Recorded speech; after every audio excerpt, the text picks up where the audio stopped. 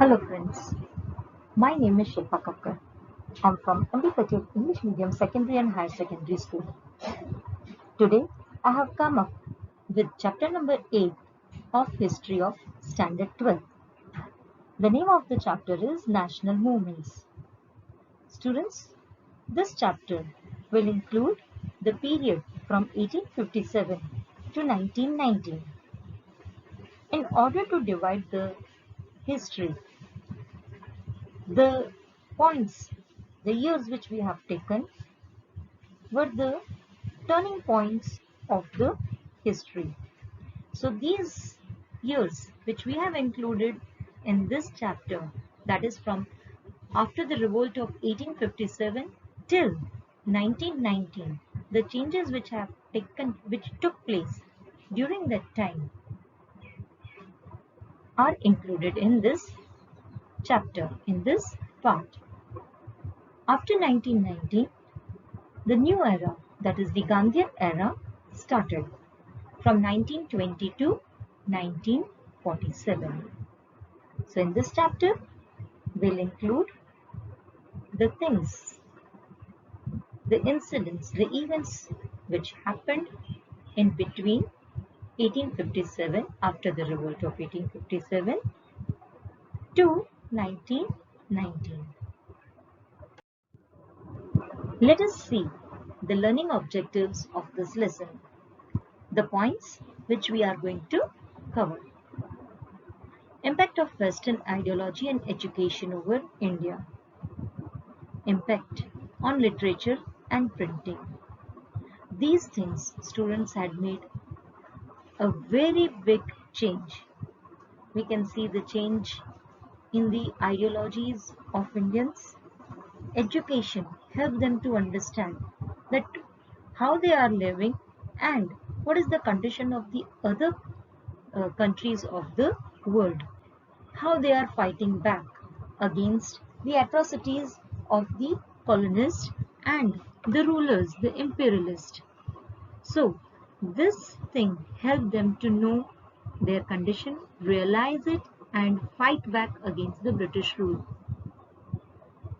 Research had been done on the glorious past of India, which helped them to know that they should be proud of their country. The things which were there with us were not there with anybody else in the world. Later on, with all these changes, different organizations at local level formed. Those were the smaller organizations which were formed before Indian National Congress. With the time, the changes came and Indian National Congress was established. This made a unification. Indian National Congress unified all other organizations because their motive was same. Their goal was same. So with the formation of Indian National Congress in 1885, it helped the unification. But later on, as the time passed, the controversies started between the moderates and the extremes. Later on, the divide and rule policy succeeded of the British and partition of Bengal was done. That was the target and they became very successful in that. Partition of Bengal was opposed, but it was the thing that later on it was cancelled, but it was too late because the seeds of the divide and rule were sown before that, before the cancellation of partition of Bengal. Then started many national movements. So these are the contents of this chapter. This chapter is very lengthy, so we'll be dividing it into different parts. we'll be looking at the chapter, looking about the different things in parts. We'll cover one after the other topics. With the establishment of Indian National Congress, many changes took place. But it is essential to know about its predecessors and their works as it is elementary phase. Elementary phase means initial phase. First, we should know about the economic and administrative integration of India of that time. The British reign followed the company rule just after 1857 revolt. There were many instant and distant effects of this rule. Many changes took place in religious, statutory, administrative, economic, and social policies due to the British rule. There was a great distance between rulers and ruled. Here, see students, they were ruling from England. Today we can commute. We can go from one place to another place with the help of the fastest means of transportation. But during that time, all the places were quite far because the means of transportation were not faster. So, the distance between the rule and the rulers was quite far. As people, those who were living in India and those who were coming to India from England, they were not in direct contact with the British, those who were living in England. So that was the worst thing. There was lack of faith between them. These things led to the struggle between them. There was a need for Indian interference for solution of problems. And you all know, Indians were not given chance anywhere. The company rule had kept the Indians away from the upper post due to class, color, creed, caste, and moreover, there was not a slight implementation of the Charters Act of 1833, showing the provisions for allotment of government jobs according to their qualification. Therefore, it was mentioned in Queen Victoria's announcement that the Indians would be involved in the administration according to their qualification, and a partial implementation was also noted.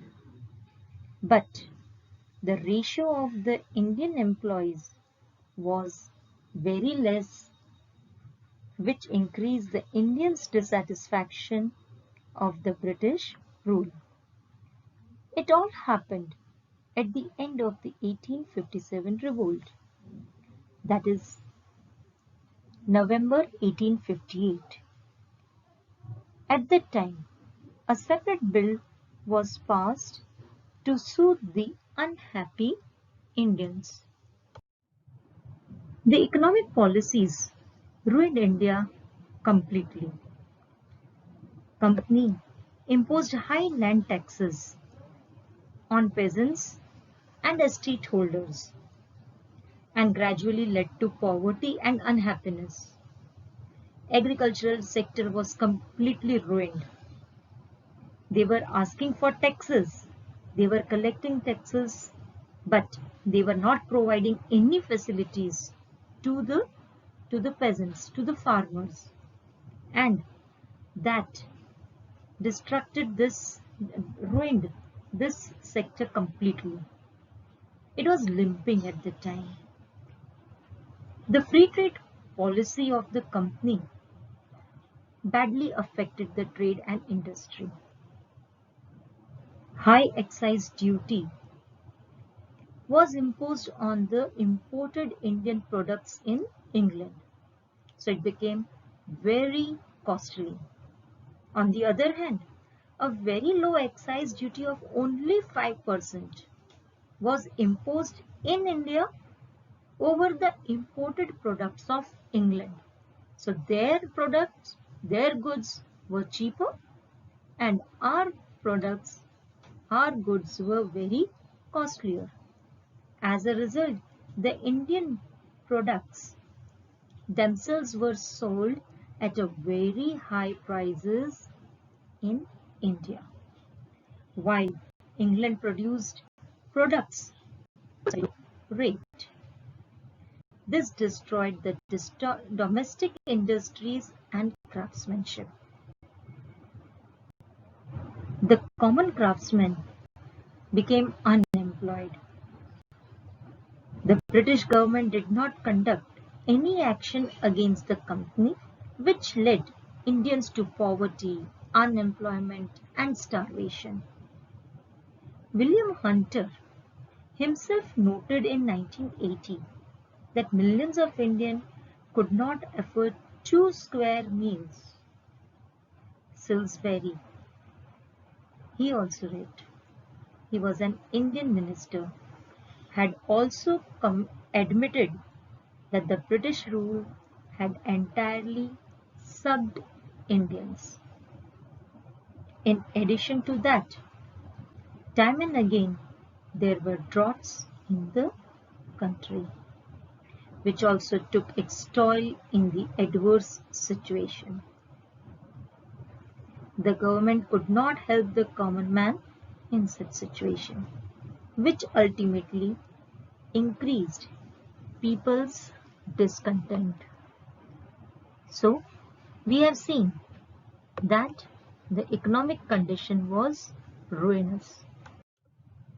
British government, in order to collect more and more profit from India, they have ruined Indian economy, ruined trade, agriculture sector, handicraft industry, cottage industry. They did not leave anything with the Indians except the poverty. All these things accumulated. After that, many steps were taken, but they had struggled for a pretty long time to gain freedom from the British rule. Students, here we end with the first topic of this chapter, national movements. In the next part, we'll discuss about the other topics. For better understanding, read the chapter, understand it, and know about the condition of India during that time. Thank you.